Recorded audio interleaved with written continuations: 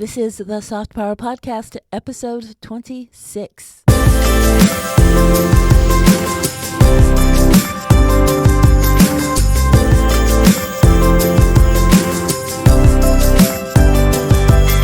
Hi, I'm Susan Callender, and thanks for joining me today.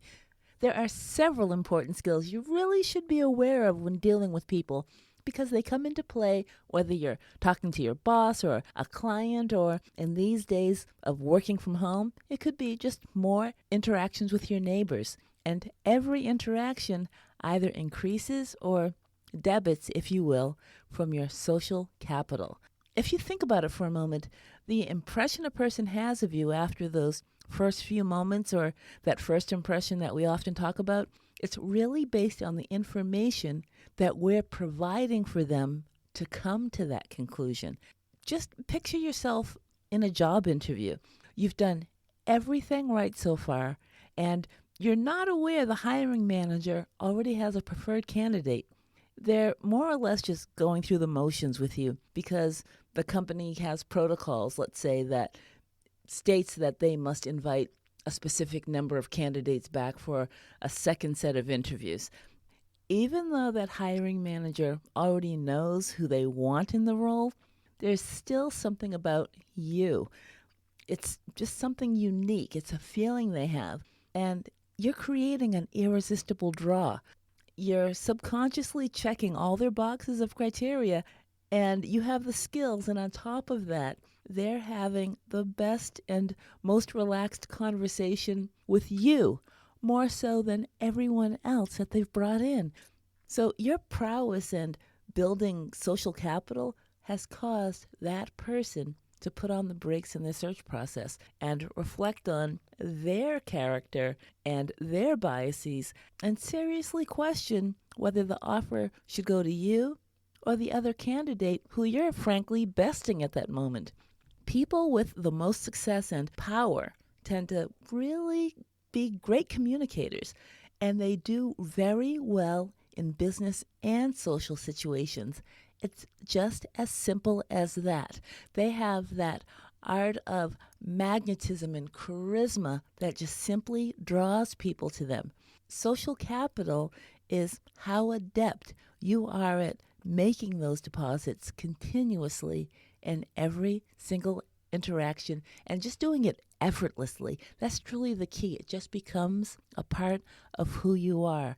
You put people at ease. You're sharp. You're smart. You know what you want. You may not know everything, but you have the gift of making people comfortable, and we are naturally attracted to confident people. So increasing your capital is all about other people. It's how you make them feel. Just saying that immediately reminds me of my mom when I was young and how she was admired. If I was out with my mom anywhere, just bumping into a friend of hers somewhere, it could be after church or out grocery shopping, wherever we were. And when people spoke to my mom, I always noticed that admiration and adoration in their eyes. I noticed their body language when they spoke with her. That also reminds me of the Maya Angelou quote.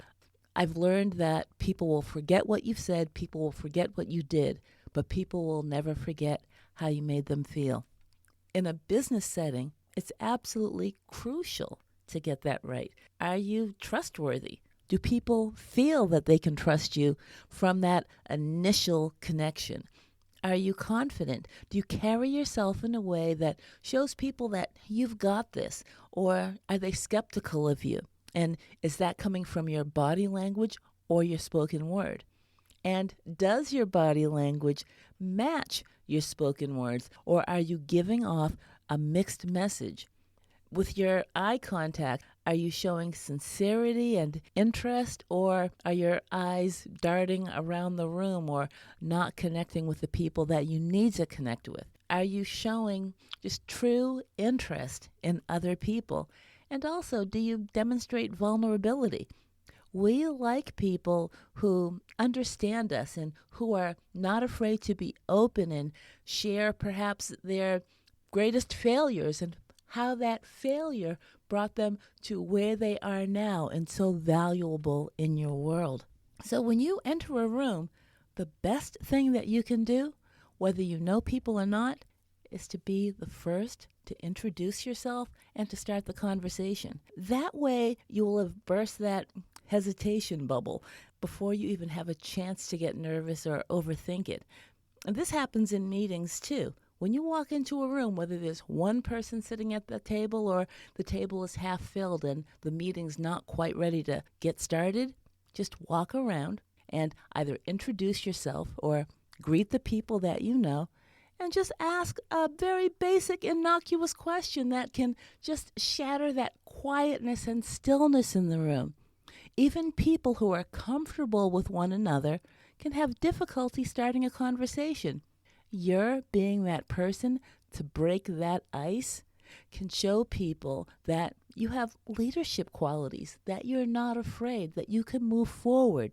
They're only words, and you're using your words to bring people together. Like it or not, small talk is just an integral part of your success. It's really, really important to be able to form those words and to just say the appropriate thing at the appropriate time. You need to create a rapport with casual conversation, whether you're networking or speaking to a new prospect or just warming up a customer if you're about to ask them for a sale. You have to be able to create a rapport with casual conversation. So many people are afraid to just make a comment because they fear sounding dumb. Nothing sounds more dumb than saying nothing at all. I used to spend a lot of time just pre-thinking what I was going to do before I got to a meeting or an event. I was always psyching myself up to speak. By the time I was finally ready, somebody else would have made the same point that I was going to make, and they would have had the applause or the nods, and I missed my opportunity to speak.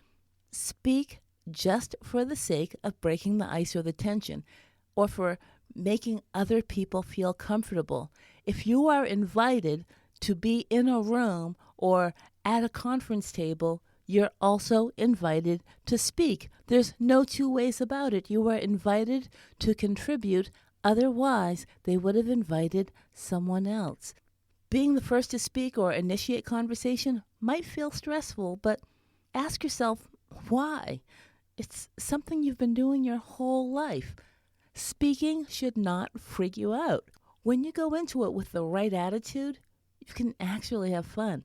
Just view these conversations as opportunities to just learn more about other people. You never know whom you'll meet, so embrace the chance. It'll be an enlightening discussion. More than likely, it will be. You will leave knowing more than when you went in. Here's the thing. Whatever you fear, many people in the room or on the call are thinking the same exact thing about themselves. And the others, well, they're mentally far away and they're worrying about something completely unrelated to you. People are not as tuned into you as you assume they are. The other thing that you can do to help you speak up and get noticed and build that social capital is to just get on the agenda wherever and however you can. Be proactive in both business and social situations, and that can help you increase your social capital. So you want to get on the agenda for meetings, particularly if you tend to not speak up, then make it a point to tell the person leading the meeting that you would like time on that agenda to perhaps discuss a project that you're working on or the status of something that's important to the group. You can offer to present the status of a project. You can offer to introduce a speaker or MC at an event. Offer to facilitate a conference breakout session. All these things give you time and focus in the public eye. And if you've prepared properly, there'll be people who admire you for no other reason than they will assume that you are one of the chosen people. That's how they think. They're looking at you on the stage or standing up in front of the group, and they're thinking, wow, why did they pick him? Or good for her. I'm going to see how I can do that at our next meeting. This puts you in the driver's seat for conversation, and it's also about being prepared. Just brainstorming a list of potential topics before the event and planning the type of impression you want to leave and engaging everyone in the conversation once you're there. In a business meeting, that type of facilitation and getting others involved in the conversation is hugely valuable. You get to direct the conversation and help include a diverse set of viewpoints, all of which can lead to more productive and effective meetings. All of that planning will go to waste because the surest way to be seen as socially awkward is to cut to the chase without any buildup. You want to respect the process and allow people just time to warm up to you. And that is the value of chit-chat or small talk. Conversation, a good one anyway, is an experience. I'm not sure where I learned it or picked it up, but there was a time when I would always wait for the other person to initiate a conversation, which is common in quiet or introverted and socially reserved professionals. I definitely wasn't building social capital. There are so many questions I could have asked. I could have said, what's the most exciting thing about your business or your product? Or what development should we expect from your company? Or what's the most significant thing your company has been doing since the pandemic? A great one in expressing interest is simply saying, I'm curious to know your story. Or what's your biggest priority right now? Or better yet, what can I do to help you achieve a certain goal? Initiating highly relevant topics with clients and colleagues allows you to be seen as an interested person rather than someone who's boring, stiff, and robotic. Plus, it allows people to speak freely because the topics are so relevant to them. And that's the important part. It's relevant to them. It's not about you. One relevant, timely question or conversation starter can make you the standout in someone's mind for the entire event. So it's worth it to do your homework before attending an in-person or virtual gathering. Showing your personality and being able to develop relationships is a great differentiator that helps you advance because it starts in that person's mind and the level of respect and capital that you've built with them. So, how are you coming across? That's something you have to be able to figure out. People won't just come and tell you that you're bad at social skills or they think you're awkward. Frankly, people don't care that much. They're more involved in themselves. However, they do have a feeling about you. With my coaching clients, we often talk about their blind spots and how one of the best ways to figure out what you're doing right or wrong is to get input from other people in the room who you respect. People who are not your clients for sure, not a colleague or a coworker that you feel some level of competition with, but another person whom you trust. It could be a person in your company who you don't work with directly, but you've come to an understanding or a friendly professional relationship, and you feel that you could ask them the question, how do I appear at this event? Do I appear confident?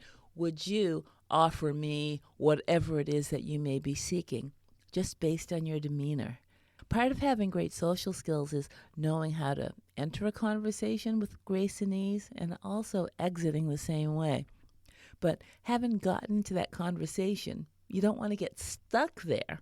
So you have to be able to extricate yourself after asking those good questions, being the best listener possible. You don't want to leave that person with a bad taste in their mouth. People are not crutches. You have to be able to make your way around a room. You need to know how to wrap things up in an elegant way. I used to get stuck quite a bit. I just found it really difficult to break away. And of course, you don't want to be super abrupt and offend anyone.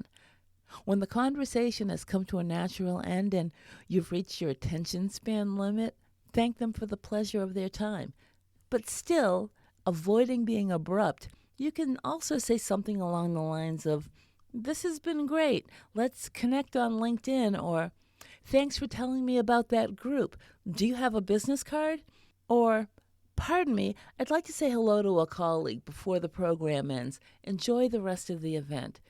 Regardless of what words you find to be appropriate, it's all about your demeanor before you turn and walk away that will allow you to keep building that capital in that person's mind. Relationships are built and business gets done outside the meeting room or the event where you just met the person. You want them to have a fond memory of you. Resist that insatiable urge to check your emails and social media and text during breaks, or definitely not during a conversation or during a meeting, and instead focus on the person you're having a conversation with or the people in your immediate presence. In fact, the best way to stand out and to stand apart these days is by being fully present and device-free. Imagine that. That's what it's come to. Raising social capital is an important aspect of daily interactions. In many respects, capital is power. You certainly don't want to lose power or squander respect or waste valuable time and energy going to networking events and getting no return. With the strategies I shared today, you'll maximize your chances of forming connections that will lead to the highest returns. Soft Power Society, being skilled in assertiveness and how to say no confidently, politely, respectfully, and effectively is a key aspect of your powerful, polished persona. If you ever find yourself hesitating to speak up and advocate for yourself, I have a free Assertiveness Accelerator course for you. You can access it at businessclass.expert/power. This at-your-own-pace course will help you to get clear about what you want and why you should speak up. It'll help you avoid apologizing and using disqualifiers. For example, saying, "Sorry to ask." It'll help you be confident in your chosen language and avoid tentative phrases like prefacing an ask with, "Could you possibly?" and other phrases that make you sound less powerful.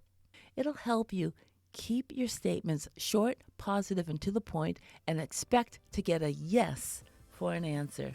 You can start today at businessclass.expert/power. Thank you so much for joining me. Bye for now.